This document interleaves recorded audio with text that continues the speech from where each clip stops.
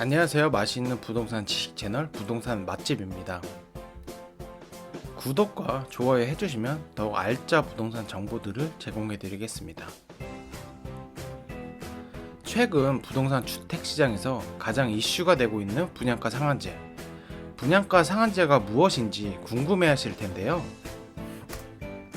약 한 달 전 2019년 7월 8일 김현미 국토교통부 장관은 민간 택지에 대해 분양가 상한제 적용을 검토하고 있다고 발표하였습니다. 그러다가 8월 5일 일본 수출 규제 등을 이유로 분양가 상한제 적용 시기를 연기할 수 있다는 의견이 정치권에서 흘러나왔었습니다.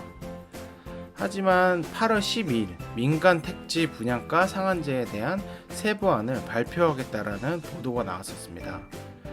드디어 8월 12일 민간 택지 분양가 상한제에 대한 세부안이 발표가 되었습니다. 더 이상 집값이 오르는 것을 지켜만 보고 있지 않겠다라는 정부의 의지를 분명히 한 것인데요. 과연 분양가 상한제가 무엇인지 이렇게 찬반 논란이 뜨겁고 부동산 시장이 떠들썩하게 난리가 났는지 부동산 맛집에서 알기 쉽게 설명해 드리겠습니다.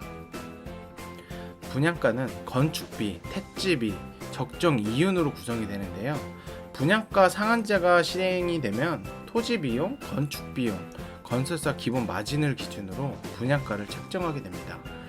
알기 쉽게 물건으로 설명을 드리면 아파트라는 물건을 만들기 위해서는 땅이 필요하고 그 위에 철근, 콘크리트, 타일 등의 건축 자재들이 필요합니다.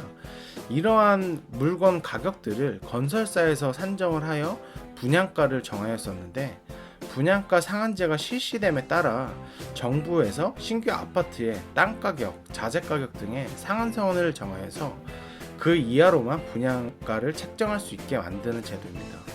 한마디로 주변 아파트 시세보다 저렴하게 신규 아파트를 공급하겠다라는 의미인데요. 무주택 실수요자의 내 집 마련 부담을 완화하기 위해서는 부담 가능한 수준의 분양가 책정을 하겠다라는 정부의 발표가 있었습니다. 최근 1년간 서울 아파트 분양가격 상승률은 21.02%로 기존 주택 가격 상승률 5.74%에 비해 약 3.7배 정도 높은 것으로 나타났는데요.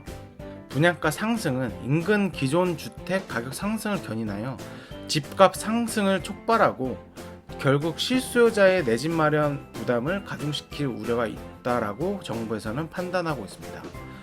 보도자료에 따르면 신규 아파트들의 분양가 상승으로 인해서 분양을 받지 못한 실수요자들이 기존 주택으로 수요가 이동을 하고 기존 주택에 대한 수요가 증가함에 따라 기존 주택 가격은 상승을 합니다. 더 나아가서 기존 주택 가격이 상승하여서 구입하지 못하는 또 소유자들이 다시 분양주택으로 수요가 이동을 하면 분양가는 다시 상승하게 돼요. 주택 가격은 계속적으로 상승하게 된다는 이야기인데요. 따라서 분양가 상한제를 실시하여서 신규 주택에 대한 가격을 강제로 낮추겠다라는 의도입니다.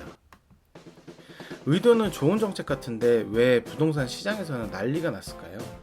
경제정의 실천 시민연합의 7월 보도자료에 따르면 분양가 상한제가 적용이 되면 분양가는 50% 낮아진다는 발표가 있습니다.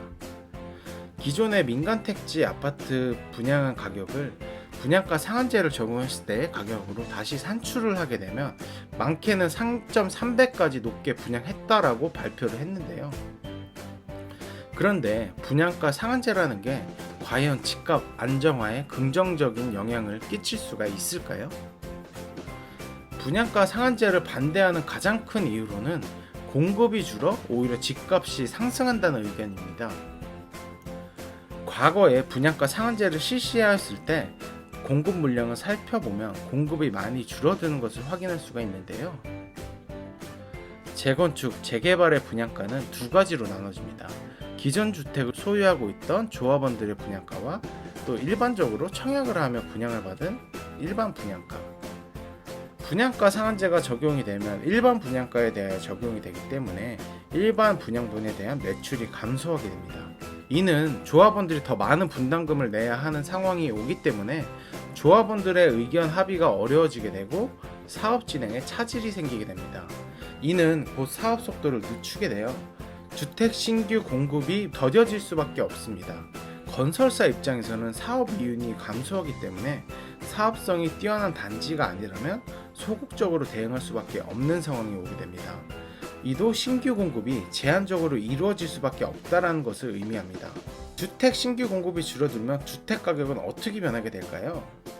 수요 공급 이론 그래프에서 설명해 드리자면 파란색 선은 주택 수요 곡선, 빨간색 선은 주택 공급 곡선입니다.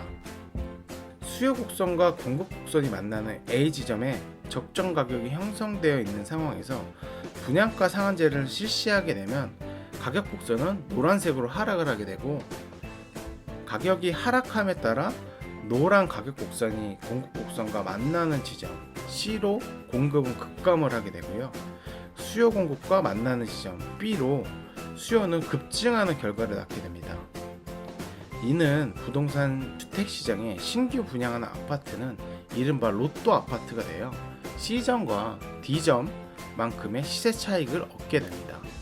하지만 부동산 주택 공급 시장에서 신규 공급까지 상당한 오랜 기간이 걸리기 때문에 장기적으로 봤을 때는 초기에 형성되어 있던 A 지점의 가격보다 높은 D점에서 가격이 형성할 가능성이 높다는 게 시장에서 우려하고 있는 상황입니다.